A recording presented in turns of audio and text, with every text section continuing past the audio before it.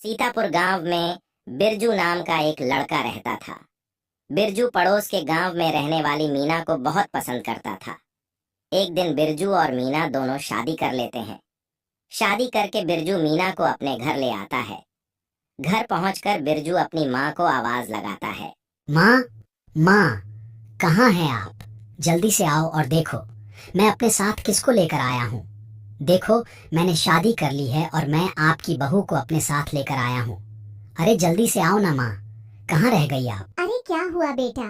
क्यों पूरे घर को सिर पर उठा रखा है? ओह अच्छा, तो तुमने अपनी पसंद की लड़की से शादी कर ही ली। अच्छा हुआ। जब शादी कर ही ली है तो बहू को घर के अंदर लेके चलो। इसे बाहर ही खड़ी रखोगे क्या? बेटा, आज से तुम हमारे घर की बहू बन गई हो, तो बेटा इस घर को भी अपना ही घर समझना। इससे पहले बेटा इस घर को मैं संभालती थी, लेकिन आज से इस घर को तुम्हें संभालना होगा, क्योंकि पहले इस घर को संभालने वाला कोई नहीं था।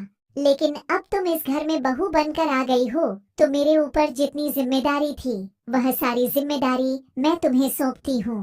जैसा आपको ठीक लगे माँ, मैं धीरे धीरे घर की सारी जिम्मेदारी संभाल लूंगी और अपनी तरफ से पूरी कोशिश करूंगी कि आपको किसी शिकायत का मौका न दूं।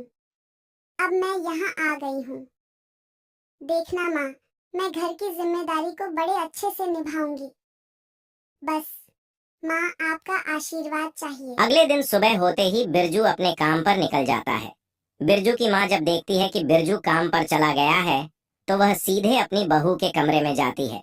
बिरजू की माँ जब यह देखती है कि उनकी बहू मीना अभी तक सो रही है तो यह देखकर बिरजू की माँ को बहुत तेज गुस्सा आता है। वह गुस्से में अपनी बहू से कहती है, हे भगवान, सुबह से दोपहर होने वाली है और ये महारानी अभी तक सो रही है। हाय रे हाय, ये हमारे घर में कैसी बहू आ गई। सब मेरी किस्मत है। हे ऊपर वाले, हे ऊपर वाले, अब मैं कहाँ जाके मरूं? मेरे बेटे की तो किस्मत ही फूट गई। माँ, आप सुबह सुबह ऐसा क्यों बोल रही हैं?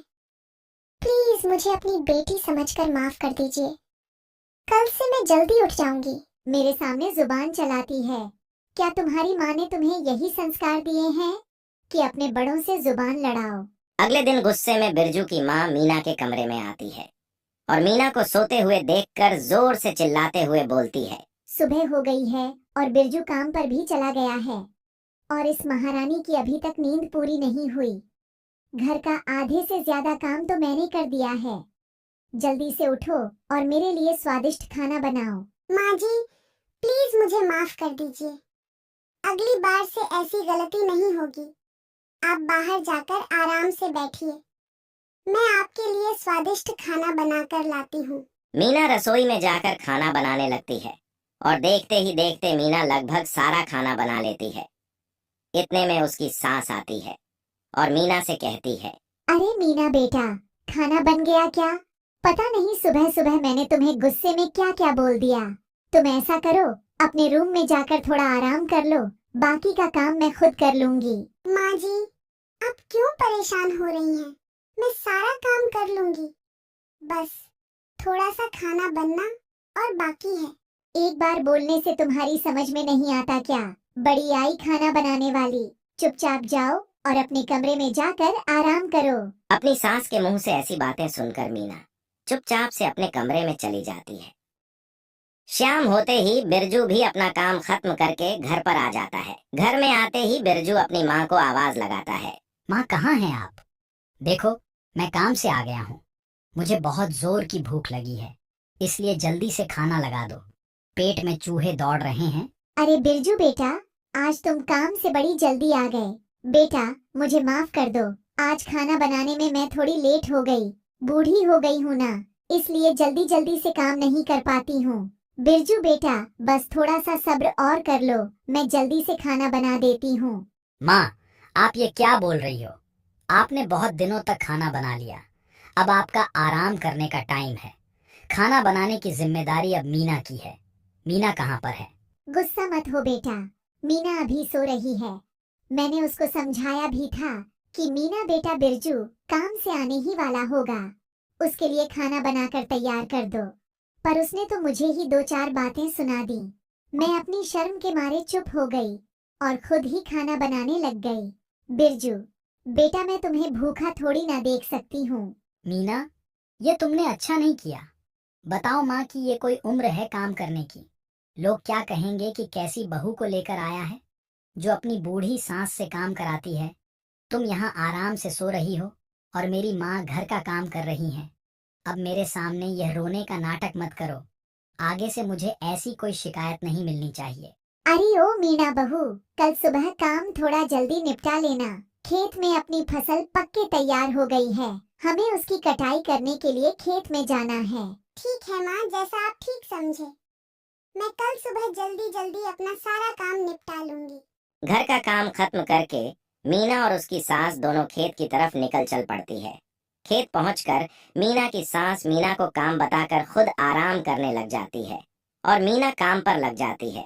काम खत्म करके जब मीना और मीना की सास दोनों घर आ रही थीं, तो मीना की सास ठोकर खाकर नीचे गिर जाती है और गुस्से में मीना को बुरा भला कहने लगती है। माँ, आप चिंता न करें, मैं जल्दी से आपको घर ले चलती हूँ और घर चलकर जहाँ जहाँ पर आपको चोट लगी है वहाँ वहाँ पर आपको दवा लगा दूंगी। आप किसी प्रकार की कोई चिंता न करें। जैसे ही यह बात बिरजू को पता लगती है, तो बिरजू भी दौड़कर घर पर आ जाता है और अपनी माँ से पूछता है, माँ ये सब कैसे हुआ? पता है मेरी तो जान ही हलक में अटक गई थी। मुझे बताओ माँ, आखिर क्या हुआ था? अब तुम्हें क्या बताऊं बिरजू बेटा, यह सब तुम्हारी बहू मीना की वजह से हुआ है। वह जबरदस्ती मुझे खेत ले गई और मेरे से वहां पर सारा दिन मजदूरों की तरह काम कराया। मैं काम करते करते इतनी थक गई थी कि रास्ते में आते हुए मुझे चक्कर आ गए और मैं नीचे गिर गई। मीना, तुम्हारी मेरी माँ से क्या दुश्मनी है? तुम्हें पता है अब वह बूढ़ी हो गई है, फिर भी तुम उन्हें खेत में ले गई और सारा दिन वहां पर उनसे काम कराया। देखो जी, आपकी माँ आपसे झूठ बोल रही है। उन्होंने खुद मेरे को खेत में चलने के लिए बोला था। खेत में सारा दिन काम मैंने किया है। माँ जी तो सिर्फ विश्राम कर रही थी। पता नहीं माँ जी आपसे झूठ क्यों बोल रही है। मीना, तुम अपनी जुबान को लगाम दो। एक तो गलती करती हो और ऊपर से मेरे सामने ही मेरी माँ को झूठा बोलती हो। सब मेरी गलती है। माँ ठीक कहती थी कि यह लड़की तुम्हारे लिए ठीक नहीं है। मीना बहू को लगा होगा कि मुझे सच में चोट लगी है। यह सब तो मेरे ड्रामे थे, ड्रामे। देखना, मैं बिरजू को इतना भड़का दूंगी कि एक दिन वह खुद ही मीना को इस घर से बाहर निकाल देगा। मीना, मुझे एक नया काम शुरू करना है। उसके लिए मुझे थोड़े पैसे चाहिए। मैंने तुम्हें एक दिन कुछ पैसे दिए थे रखने के लिए। मुझे वह पैसे जल्दी से दे दो, नहीं तो फिर शहर जाते जाते लेट हो जाऊंगा। सुनो जी, वह पैसे तो मेरे पास नहीं है। माँ जी ने मेरे पास से वह पैसे ले लिए थे और बोला था कि बेटा मैं इन्हें अच्छे से संभाल के रख दूंगी। आप रुको, मैं अभी माँ जी से पैसे लेकर आती हूँ। बिरजू और मीना आपस में बात कर रहे होते हैं, तो बिरजू की माँ चुपके से उन दोनों की सारी बातें सुन लेती है और बिरजू से कहती है, बेटा बिरजू, मीना बहू झूठ बोल रही है। मैंने मीना बहू से कोई पैसे नहीं लिए। पता नहीं बहू मेरे से किस जन्म का बदला निकाल रही है। तुम्हारी कसम बेटा, मेरे पास कोई पैसे नहीं है। माँ जी आप झूठ क्यों बोल रही हैं? भगवान से थोड़ा तो डरो। उस दिन आप खुद मेरे रूम में आकर मेरे से पैसे लेकर गई थी। बताओ आपको झूठ बोलकर क्या मिलेगा? हाय रे, यह सुनने से पहले मैं मर क्यों नहीं गई। हे धरती माँ, मुझे अपने अंदर समा ले। यही सब सुनने के लिए मैंने अपने बेटे को पाल पोस कर इतना बड़ा किया था। अरे बेटा बिरजू, तुम ही बताओ, इस उम्र में मैं पैसों का क्या करूँगी। मैं तुम लोगों के इस रोज रोज के झगड़े से तंग आ गया हूँ। शर्म आनी चाहिए तुम लोगों को जो बच्चों की तरह झगड़ते हो। यह सब बोलकर बिरजू गुस्से में घर से बाहर निकल जाता है। देखते ही देखते रात के 9 बज जाते हैं। 9 बजते ही बिरजू की माँ मीना से बोलती है, क्यों री कलमुही, तुम्हें क्या लगा था कि तुम मेरे बेटे को मेरे से चुरा लोगी? मैंने भी कोई कच्ची गोलियां नहीं खेली हैं। मेरा बेटा मेरे खिलाफ कभी नहीं जाएगा, क्योंकि वो मेरा बेटा है। मेरा बिरजू हमेशा मेरी बात मानेगा, तुम्हारी नहीं। देखना, एक दिन मैं तुम्हें इस घर से निकलवा कर ही मानूंगी। माँ जी आपको जरा भी शर्म नहीं आ रही? ऐसा बोलने में। बताओ, अपने ही बेटे का घर खराब करके आपको क्या मिलेगा? मैंने आप जितनी झूठी औरत आज तक नहीं देखी। घर और खेत का सारा काम मैंने किया और मेरे पति के सामने आप बोलती हैं कि वह सारा काम आपने किया है। भगवान से डरो मां जी, आपको तो नर्क में भी जगह नहीं मिलेगी। अपने कर्मों की सजा सबको मिलती है। चुड़ैल कहीं की, तेरी इतनी हिम्मत कि तू मुझे बुरा भला बोलेगी। रुक, मैं तुझे अभी सबक सिखाती हूँ। रुक जाओ माँ, तुम यह सब ठीक नहीं कर रही हो। मैं बाहर खड़ा आपकी सारी बातें सुन रहा था। आपको शर्म आनी चाहिए। अच्छा हुआ आपकी असलियत मेरे सामने आ गई। अब मैं आपके साथ इस घर में एक पल भी नहीं रहूंगा। मैं अपनी मीना को लेकर यहाँ से बहुत दूर चला जाऊंगा और फिर कभी लौट कर वापस नहीं आऊंगा। इतना बोलकर बिरजू अपना घर छोड़कर चला जाता है। बिरजू की माँ के पास सिवाय पछतावे के और कुछ नहीं बचता। उसका एक लौता बेटा भी उसे छोड़कर चला जाता है। तो देखा दोस्तों, आज की कहानी से हमें शिक्षा मिलती है कि हमें किसी को अपने निजी स्वार्थ के लिए परेशान नहीं करना चाहिए। अगर हम किसी के साथ ऐसा करते हैं तो हमें अपने किए की सजा एक दिन जरूर मिलती है, जैसे बिरजू की माँ को मिली। दोस्तों, अगर आपको हमारी यह कहानी अच्छी लगी हो तो वीडियो को लाइक करें, शेयर करें और कमेंट करें। ऐसी ही और मजेदार वीडियो देखने के लिए हमारे चैनल को सब्सक्राइब